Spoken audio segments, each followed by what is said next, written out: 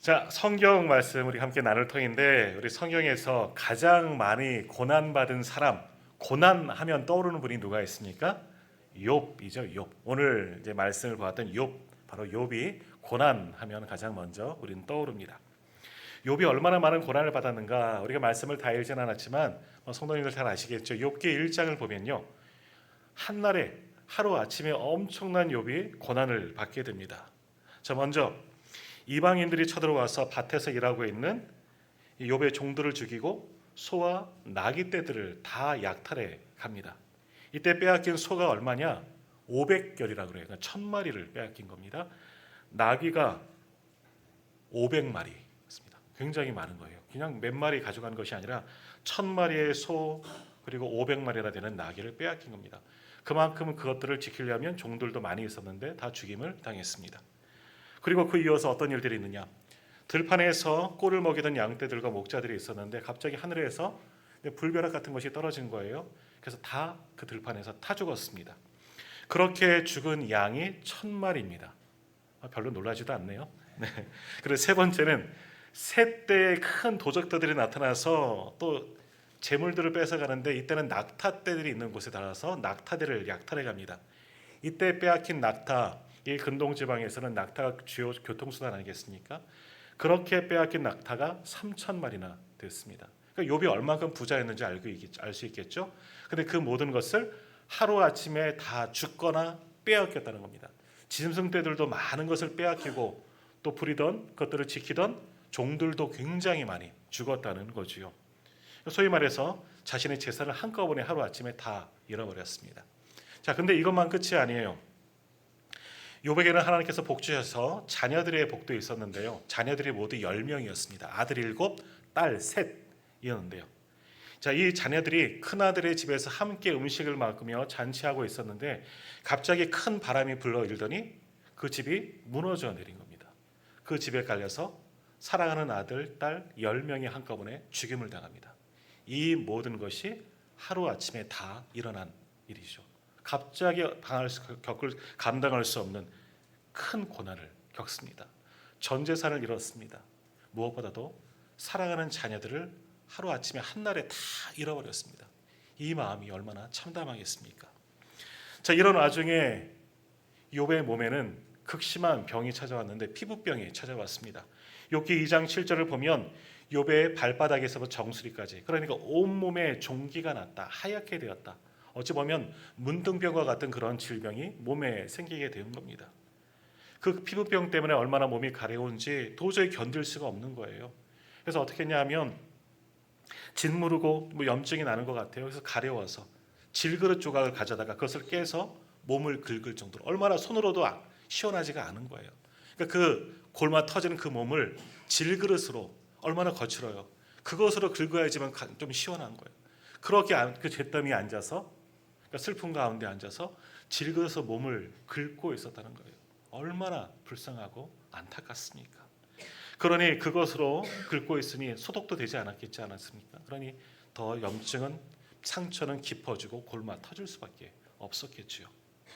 욥은 도저히 사람으로서는 견디기 어려운 모든 고난을 정말 이 하루아침에 만나게 됩니다. 자, 그런데 이 모든 것을 함께 고난 가운데 겪고 있는 욥의 아내가 욥에게 이야기합니다. 폭언을 퍼붓습니다. 위로하기는커녕 하나님을 욕하고 죽으라, 차라리 죽는 게 낫지 않냐. 그렇게 자신을 고난 가운데 빠뜨린 하나님을 욕하고 죽으라. 욥을, 남편을 저주합니다. 오히려 같이 한번 이겨냅시다. 하나님께서 또 다른 길을 열어주시겠죠. 위로하는 것이 아니라 함께 고난 당한 거잖아요. 함께 모든 것을 잃은 거잖아요. 그러나 남편을 폭언하면서 그렇게 더 큰 괴로움을 줍니다. 자, 만일 우리 가운데 이러한 고난을 만난 분, 이 정도 고난 만난 분은 아마 여기 없을 겁니다. 하지만 이런 고난 만나고 정말 살 수가 있겠느냐? 어떤 분들은 스스로 목숨을 끊는 분들도 아마 있을 겁니다. 자, 그러면 왜 욥에게 이러한 고난이 찾아왔을까 하는 겁니다. 자, 우리 성도님들 인과응보라는 말을 아실 겁니다. 무슨 이야기입니까? 선을 행하면 선한 결과가 오는 것이고 악을 행하면 악한 결과가 반드시 온다는 겁니다. 자, 그런 인과응보 사상에 빗대어서 욥의 모습을 보면 어떻습니까? 욥은 아주 감당기 어려운 큰 고난이 찾아왔어요. 사람으로서는 도저히 견딜 수가 없는 그 고난의 원인이 있다는 거죠. 뭐예요? 그가 무언가 큰 악을 범하였기 때문에, 하늘에 감당할 수 없는 큰 죄를 범하였기 때문에 이와 같은 하늘의 징계, 소위 말하는 천벌을 받은 것이다. 그렇게 생각하는 사람들도 참 많이 있습니다. 실제로 이러한 요란의 고난을 당하였다는 소문을 듣고 3명의 친구들이 먼 길에서 찾아옵니다. 그리고 일주일간은 왔더니 어떻겠습니까? 욥의 그 모습들을 보고 참담하겠죠. 온몸에는 병이 들어있고 자녀들 다 죽고 완전히 망해버린 그 욥을 보고 슬퍼하며 일주일간은 함께 욥의 곁에서 아무 말도 하지 않고 그들이 함께 애통해 있습니다. 근데 일주일이 지난 후에 어떤 일들이 있느냐? 3명의 친구들이 욥을 위로하기는커녕 멀리서 와서 욥의 소식을 듣고 그럼 위로를 해야죠. 위로하기는커녕 욥을 정죄합니다. 네가 이렇게 되는 것은 무언가 하나님 앞에 죄를 범하였기 때문이다. 네가 악한 일을 하였기 때문에 너도 모르게 너도 무언가 하나님 앞에 범죄하였기 때문에 하나님께서 너를 이렇게 치시는 것이다. 욥을 정죄하는 거죠. 어찌 보면 인과응보, 악을 행하였기 때문에 그러한 결과가 너에게 임하였다라는 겁니다. 이것이 사람들이 보는 관점이에요. 오늘 우리도 그렇게 욥을 볼 수가 있습니다. 욥이 감당할 수 없는 그 고난, 무언가 욥이 잘못했기 때문에 하나님께서 욥을 치셨나? 우리도 그렇게 생각할 수가 있는 거지요. 자, 그러나 사람의 평가는 중요하지 않습니다. 성경은 욥을 어떻게 평가하고 있는지, 또 모든 것을 보고 계시는 하나님은 욥을 어떻게 평가하는지 우리가 그것을 보아야 합니다. 그러면 성경은 욥에 대해서 어떻게 이야기하느냐? 욥기 1장 1절에 보면 이런 말씀이 있습니다. 제가 한번 읽겠습니다. 욥기 1장 1절입니다. 우스 땅에 욥이라 불리는 사람이 있었는데 그 사람은 온전하고 정직하여 하나님을 경외하며 악에서 떠난 자더라라고 말씀합니다. 뭐예요? 욥은 한마디로 착한 사람이라는 거예요. 하나님 앞에 정직하고 하나님을 경외하는 사람이고 온전하다, 흠이 없다는 이야기죠. 무엇보다도 악에서 떠난 자더라. 죄와는, 죄된 일과는 거리가 멀리 있는 사람이다. 성경의 평가예요. 성경은 욥에 대해서 욥은 악한 사람이라는 이야기하지 아니하고 악에서 멀리 떠난 참 착한 사람이다, 좋은 사람이다, 하나님을 잘 경외하는 믿는 사람이다라고 평가하고 있습니다. 이게 성경이 보는 욥의 모습입니다. 자, 더욱이 하나님은 욥을 어떻게 보고 계실까? 욥기 1장 8절에 보면 하나님께서 이런 말씀하십니다. 여호와께서 사탄에게 이르시되 내가 내 종 욥을 주의하여 보았느냐? 그와 같이 온전하고 정직하여 하나님을 경외하며 악에서 떠난 자는 세상에 없느니라. 하나님도 말씀하시기를 사탄에게 이야기하는 거예요. 어쩌면 우화와 같은 이야기예요. 정말 악을 주관하는 사탄에게도 말하기를 야, 욥은 죄질 만한 사람이 절대 아니야. 소위 말하는 법 없이도 살 만한 사람이야. 내 종 욥을 봐라. 세상에 악한 자가 가득하지만 이 욥만은 온전하고 정직하고 하나님을 잘 경외하는 자, 악에서 멀리 떠난 사람이다. 하나님의 욥을 대변하십니다. 한 번만 하시는 게 아니에요. 욥기 2장 3절에도 보면 거의 비슷한 말씀을 하십니다. 여호와께서 사탄에게 이르시되 내가 내 종을 주의하여 보았느냐? 그와 같이 온전하고 정직하여 하나님을 경외하며 악에서 떠난 자가 세상에 없느니라. 내가 나를 충동하여 까닭 없이 그를 치게 하였어도 그가 여전히 자기의 온전함을 굳게 지켰느니라. 이 말씀은요, 욥이 고난을 받은, 사탄을 통해서 고난받은 거예요. 그 이후에 하나님께서 하신 말씀이에요. 사단이 세상을 두 살펴보고 욥을 만나서 하나님의 허락하에 욥에게 이와 같은 고난을 준 이후에 그 다음 하나님께서 하신 말씀이 뭐냐? 자, 너 욥 봤지? 내가 전에 말하지 않았니? 욥은 온전하다, 흠이 없다는 거예요. 정직하다는 거죠. 사람들이나 하나님 앞에. 그리고 온전히 하나님을 경외하고 악에서 떠난 사람이라는 거예요. 네가 사단이 까닭 없이 네 마음대로 욥을 쳤지만, 고난을 줬지만 봐라, 그가 여전히 자기의 온전함, 의로움을 지켰다. 하나님께서 욥을 대변해 주시는 거예요. 그러니까 하나님의 평가는 뭐예요? 욥은 악한 사람이 아니에요. 그가 무언가 죄를 하였기 때문에 심판을 받는 것, 고난을 당한 것 아니었다. 하나님께서 말씀하시는 거예요. 온전하고 정직하여 하나님을 경외하고 악에서 떠난 자, 세상에 이와 같은 사람이 없다. 이것이 하나님의 말씀이에요. 그만큼 욥은 하나님께 인정을 받은 아주 좋은 사람이었다는 거죠. 자, 이를 통해서 보면 욥이 지금 당하고 있는 고난은 무언가 욥이 아무도 알지 못한 은밀한 죄를 범하였나? 하나님이 노여할 만한 그런 죄를 범하였나? 아니라는 거예요. 어떠한 죄도 흠도 없었다는 거죠. 그러므로 욥이 당한 벌은 천벌이 아닙니다. 하나님의 말씀 가운데도 있지만 사탄이 주는 시련이었다 하는 것을 짐작해 볼 수 있습니다. 자, 여기에서 욥이 받은 고난의 원인을 찾을 수 있습니다. 욥이 왜 이렇게 고난을 받았느냐? 사람으로서는 도저히 감당할 수 없는 고난. 어찌 보면 이것은 하나님의 시험입니다. 그의 믿음을 한번 보시려는, 그가 정말 의로운 자인가. 근데 그 시험을 누구를 통해서 주셨느냐? 사단에게 맡기셨다는 거예요. 사단의 손을 통해서 그에게 시련을 주셨다는 거죠. 그런데 욥의 생명은 건드리지 마라. 생명은 손대지 말라. 하나님께서 허락하시고 사단을 통해서 욥은 큰 고난을 얻게 되었다라는 겁니다. 사단도 하나님의 허락하에 욥의 믿음을 흔들어 놓으려고, 이런 시련을 주고 이런 고통을 주면, 이런 고난을 주면 저도 분명히 사람이기 때문에 하나님을 원망할 거야. 사단은 이런 생각을 가지고 욥에게 감당할 수 없는 시험을 줬다는 거죠. 고난을 주었다는 겁니다. 그러나 욥은 그러한 고통 속에서도 고난 속에도 전혀 흔들리지 않았다는 거예요. 극심한 견딜 수 없는 고통이 찾아왔습니다. 정말 자녀들이 다 죽었다는 거 얼마나 마음이 찢어지겠습니까? 그런데 성경은 이러한 욥의 상태를 분명히 이야기합니다. 욥기 1장 22절에 보면 이런 말씀이 있습니다. 이 모든 일에 욥이 범죄하지 아니하고 하나님을 향하여 원망하지 아니하였다. 또 욥기 2장 10절에도 말씀합니다. 이 모든 일에 욥이 입술로 범죄하지 아니하였다. 고난이 찾아왔어요. 감당하기 어려운 큰 고난이에요. 더군다나 자녀가 다 죽었습니다. 몸에 병까지 찾아왔습니다. 도저히 견딜 수 없어서 질그릇으로 몸을 긁을 정도로 너무너무 고통스럽습니다. 그러나 욥은 어떠한 말로도, 혼자 입술로 범죄하지 않았다, 속으로도 말한 거예요. 마음속으로도 하나님을 원망하지 않고 죄를 범하지 아니하였다 말씀하고 있습니다. 그러니까 욥은 자신에게 찾아오는 모든 고난 때문에 하나님을 원망하지도 불평하지도 않았고, 뿐만 아니라 어떠한 죄악 가운데도 빠지지 않았다. 성경은 욥에 대해서 말씀하고 있습니다. 도저히 감당할 수는 없지만 그 고통 속에서 오직 하나님의 도우심만 바랄 뿐이었습니다. 자, 오늘 살아가는 우리들도 때로는 우리의 힘으로 감당하기 어려운 큰 고난, 물론 욥과 같이 이 정도는 아니더라도, 물론 어떤 분들은 이 정도, 이것을 넘어서는 고난도 찾아온 분이 있었을지도 모릅니다. 자, 그런 고난 앞에 우리는 어떻습니까? 때로는 쓰러지고 넘어지고, 또 성도들 가운데도 그런 고난이 찾아오면 하나님을 향하여 불평하고 원망하고, 어떤 찬양의 제목처럼 왜 나만 겪는 고난이냐고, 왜 내게만 이런 고난 주셨냐고 불평하는, 입술로 범죄하는 분들, 속으로 아무에게도 말을 하지 못하더라도 은밀한 가운데 속으로 원망하는 분들도 있었을 겁니다.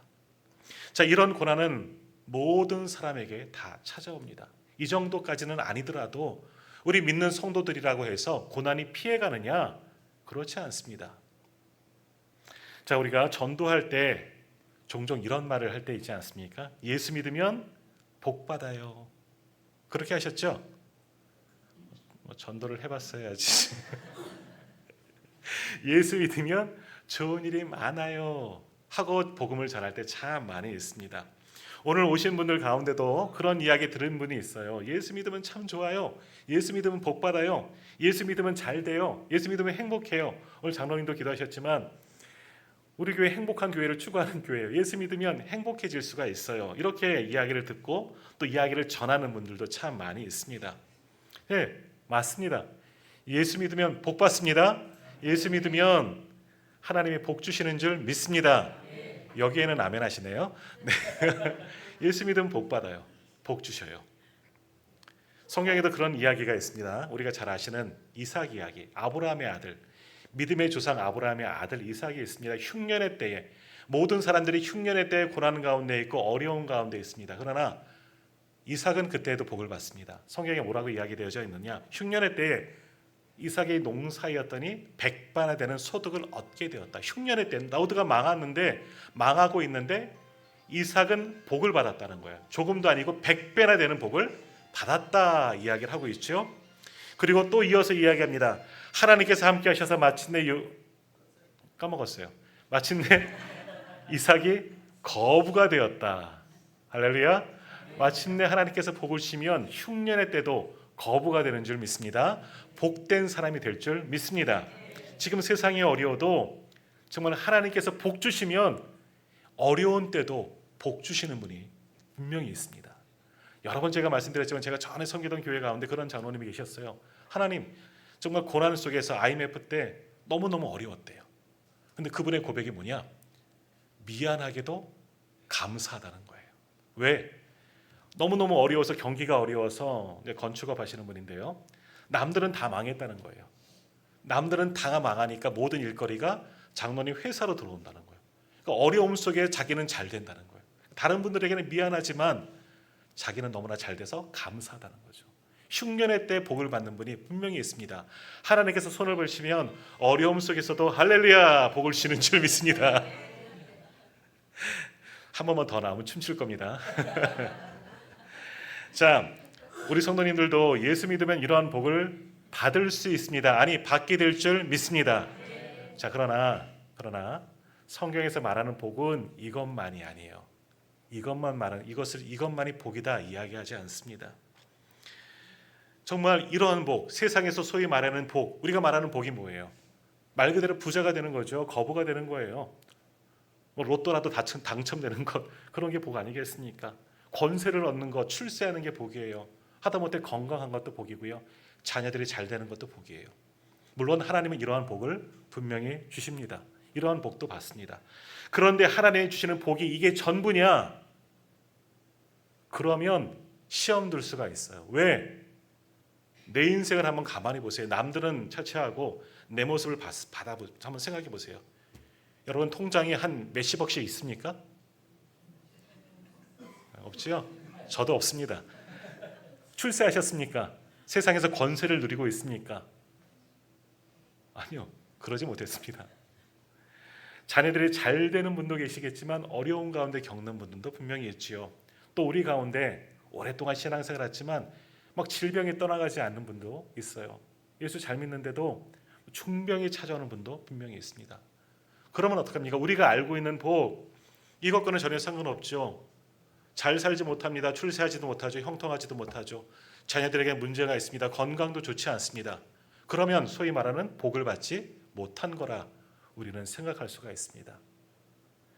하나님은 우리에게 분명히 복을 주시지만 우리가 기대하는 하나님의 복을 이런 것들로 소위 말하는 세상의 복으로만 생각하고 있다면 어떤 면에서 나는 복과는 거리가 먼 사람일 수도 있습니다. 그러죠?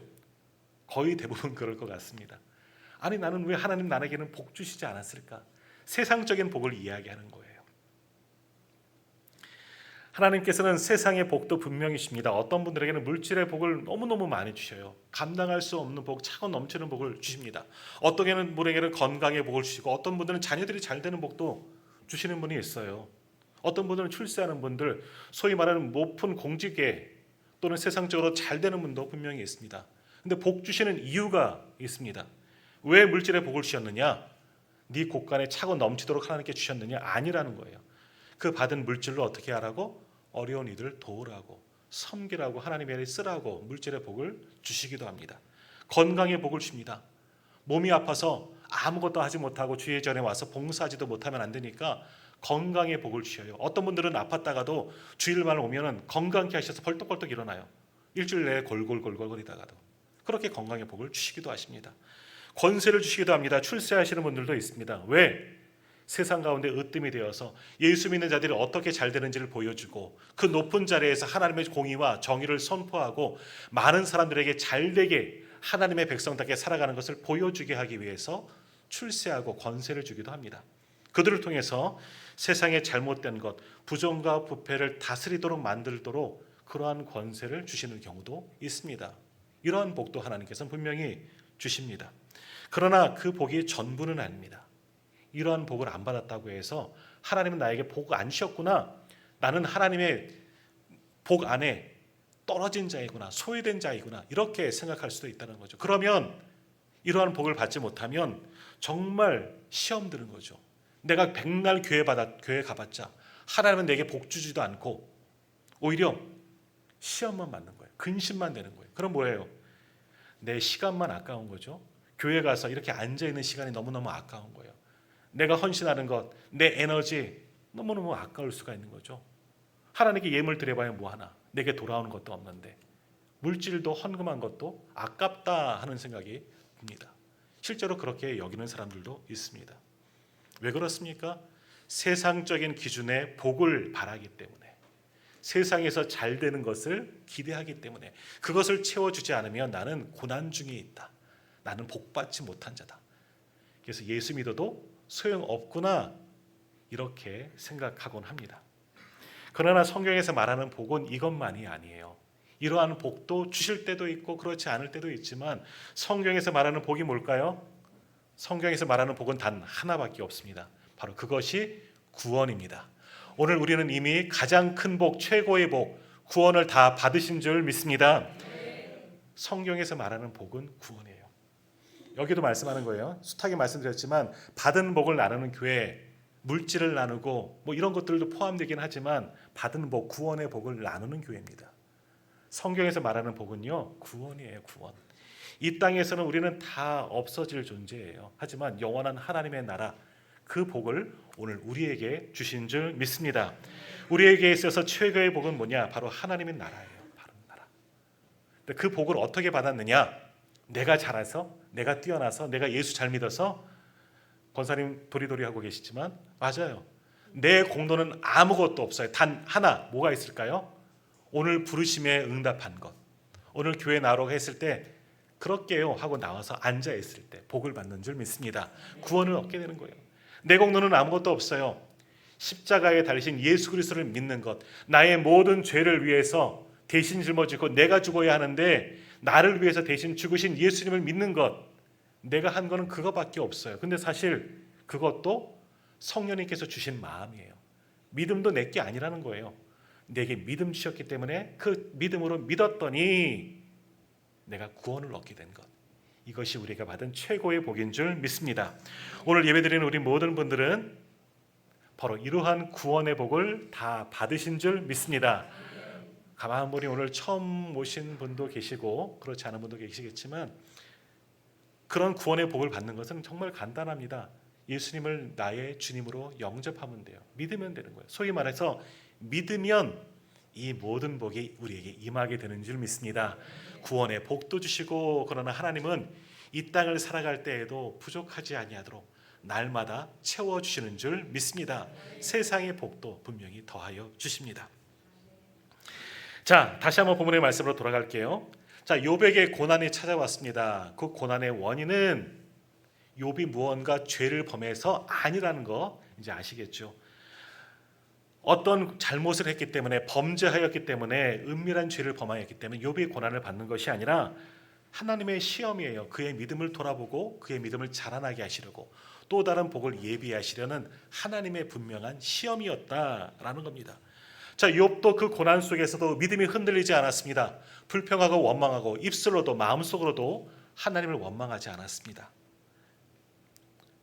그리고 결국 그 고난 속에서 욥은 어떻습니까? 하나님을 더욱더 의지하게 되었고요.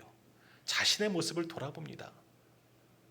사람들이 정죄하고 친구들도 정죄하고 실제로 고난 속에 내가 왜 이럴까 한번 돌아보면서 죄가 아닌 놀라운 하나님의 섭리를 더욱더 깊이 묵상하게 되었다는 거죠. 하나님을 더욱더 깊이 알고 믿게 되었다는 거예요. 더욱이 그 고난을 통해 욥의 믿음이 더욱더 깊어지고 굳어졌습니다. 도저히 이해할 수 없는 고난, 감당할 수 없는 시련이었지만 이 고난을 통해서 욥은요, 정말 인격적인 하나님을, 나의 하나님을 만나게 됩니다. 그 고백이 오늘 읽은 본문의 말씀입니다. 우리 한번 같이 한번 읽어볼까요? 오늘 본문 욥기 42장 5절의 말씀, 5절 말씀 우리 한번 같이 읽도록 하겠습니다. 우리 함께 읽습니다. 내가 주께 대하여 귀로 듣기만 하였사오나 이제는 눈으로 주를 배움나이다. 아멘. 이 모든 것을 경험하고 또 하나님의 그 놀라운 신비의 말씀, 하나님이 오셔서 욥을 위로하지는 않았어요. 하나님이 당신이 누군지를 욥에게 알려주셨어요. 그 말씀을 듣고 욥이 깨닫게 되고 믿게 되고 고백하는 거예요. 내가 주께 대하여 귀로 듣기만 하였사오나 이제는 눈으로 주를 배움나이다. 무슨 말씀이냐? 욥은 지금까지 하나님을 알고 있었다는 거예요. 믿음도 있었지만 욥은 하나님을 알고 있었다는 거죠. 그 알은 어떠한 알미냐? 지식적인 알미예요. 오늘 예배드리는 우리 성도님들도 하나님 아시지요? 모르세요? 아셔요. 너무나 유치한 질문이라 대답도 안 하시잖아요. 알아요. 오늘 교회에 오지 않은 분들, 세상에 있는 분들은 하나님을 알까요? 모를까요? 모르는 사람은 없습니다. 숱하게 들어왔습니다. 하나님을 알고 있습니다. 그들이 아는 것과 우리가 아는 것은 다르지 않습니다. 우리는 좀 더 많이 알지만 세상 사람들이 하나님을 알고 있는 것도 아는 것이고요. 우리가 하나님을 알고 있는 것도 알고 있는 겁니다. 욥도 하나님을 알고 있습니다. 욥도 하나님을 알았어요. 하나님은 전능하시고 천지 만물을 만드신 하나님 알지요. 욥도 알고 우리도 알고 세상 사람들도 압니다. 그러나 그것이 믿는 것은 아닙니다. 암과 믿음과는 별개입니다. 우리는 하나님을 믿습니다. 하나님은 나의 하나님, 세상을 만드신 하나님, 지금도 나와 함께 하시는 하나님이심을 우리는 믿고 있습니다. 욥도 이제서야 온전히 믿지요. 세상 사람들은 알고 있지만 믿지는 않습니다. 오늘 오신 분들도 세상 가운데 계실 때는 알지만 믿지는 않았지만 믿기로 결단하는 겁니다. 그 믿음을 통해서 구원의 복이 임하는 거지요. 욥은 고백합니다. 하나님을 알고 있었습니다. 자기 조상들의 하나님, 그리고 자기의 복 주신 하나님을 알지만 또 그 하나님을 믿고 예배하였지만 인격적인 만남은 이 고난 속에서, 이 시련 속에서 자신과 함께 하시는 하나님을 분명히 만났다는 거예요. 그리고 그 하나님, 도저히 하나님을 내가 내 머릿속으로는 이해할 수 없고 알려고 해도 끝을 알 수 없지만 또한 그 크신 섭리로 이 모든 우주 만물을 지금도 다스리시고 통치하신 하나님이지만 그 하나님을 내가 믿게 되었다. 욥은 고백합니다. 그 고백이 바로 5절 말씀, 내가 주께 대하여 귀로 듣기만 하였사오나 이제는 눈으로 주를 배움나이다 하는 그런 고백입니다. 지금까지는 내가 하나님을 그저 넌지시 어렴풋이 알고 있었지만 이제는 하나님을 만난 거예요. 나의 하나님, 나에게 복 주신 하나님을 내가 보았습니다. 믿었습니다 하는 이야기예요. 자, 오늘 말씀에 내가 하나님을 보게 되었다. 눈으로 주를 배움나이다 하는 고백. 여기서 본다라는 의미는 뭐냐면 오늘 우리 성도님들이 저를 보고 계시죠? 제가 성도님들을 보고 있습니다. 이 본다, 눈으로 본다 이것만 의미하는 것이 아니에요. 우리말에도요. 본다 하는 의미는 어떤 의미가 있습니까? 경험한다 라는 의미가 있습니다. 우리 오늘 주방에서 봉사하시는 분들 음식을 만들면서 어떻게 하셨어요? 간을 보셨어요. 맛을 본다. 뭐예요? 음식의 맛을 내가 먹고 경험했다 하는 이야기입니다. 내가 저기 멀리 있는 아름다운 광경을 보고 왔어요. 뭔 거예요? 내가 거기 현장에 가서 이 아름다운 경치를 보고 느끼고 아 좋다 이것 하고 온 거죠. 내가 만져본다 그러잖아요. 우리 예쁜 강아지가 있는데 고양이가 있는데 이게 촉감이 어떤지 내가 한번 만져본다는 거, 경험한다는 거예요. 느껴본다는 거예요. 오늘 욥이 하나님을 보게 되었습니다 하는 것은 뭐예요? 내가 눈으로 하나님의 사신 것을, 내가 계신 것을 보았다. 영이신 하나님이기 때문에 사실은 보기가 어렵습니다. 하지만 이것은 뭡니까? 내가 눈으로 하나님의 실체를 보았다가 아니라 느꼈다는 거예요. 경험했다는 거예요. 나의 하나님이심을 인격적으로 만났다는 거예요. 하나님이 살아계시고 나와 함께 하심을 고백하는 거죠. 많은 믿음의 사람들이 이렇게 하나님을 고백했습니다. 하나님은 나의 하나님이십니다. 바로 이 고백이 욥의 고백이에요. 내가 하나님을 눈으로 배웠습니다. 이제는 하나님을 눈으로 보았습니다. 경험하고 나의 하나님으로 인격적으로 나는 만났습니다. 이와 같은 고백이 바로 오늘 욥기 42장 5절의 고백입니다. 자, 오늘 예배드리는 성도님들에게 있어서 하나님은 어떠한 분이십니까? 그저 넌지시 알고 있는 하나님, 나를 초대한 이분의 하나님으로 알고만 계셨습니까? 조금 전 말씀드린 것처럼 오늘 이곳에 있는 분들도 하나님을 알지만 저곳에 세상 밖에 있는 분들도 하나님을 압니다. 이 정도에서 하나님을 알면 안 됩니다. 그 알고 있는 하나님을 나의 하나님으로 영접하시기를 축복합니다. 하나님을 만나시는 거예요. 그것이 오늘 욥의 고백, 눈으로 주를 배움나이다 하는 고백이에요. 오늘 우리 모든 성도님들을, 오늘 예배드린 이곳에 계신 모든 분들을 하나님을 보시길 바랍니다. 만나시길 바랍니다. 그리고 그 하나님이 나의 하나님이십니다. 나와 함께 하신 하나님을 이심을 믿는 분들이 다 되시기를 주님의 이름으로 축복합니다. 오늘 우리가 주님 앞에 나왔습니다. 아까도 드린 말씀처럼 교회 가면요 좋아요, 예수 믿으면 복 받아요, 이 꼬임에 넘어가서 오신 분들도 있을 겁니다. 처음 신앙생활 할 때 그런 줄 알고 왔어요 하는 분들도 분명히 있을 겁니다. 그러나 이것은 아는 수준의 교회에 오는 거죠. 그러나 이제는 오셨으면 그 하나님을 한번 만나보시길 바랍니다. 하나님을 만나면 참 좋습니다. 하나님을 나의 하나님으로 내가 깨달으면 그것이 은혜입니다. 무언가 생기고 무언가 세상의 물질과 건강과 형통함이 있어야지만 하나님이 내게 복 주시나가 아니라 하나님을 만난 그 자체가 우리에게 복인 줄 믿습니다.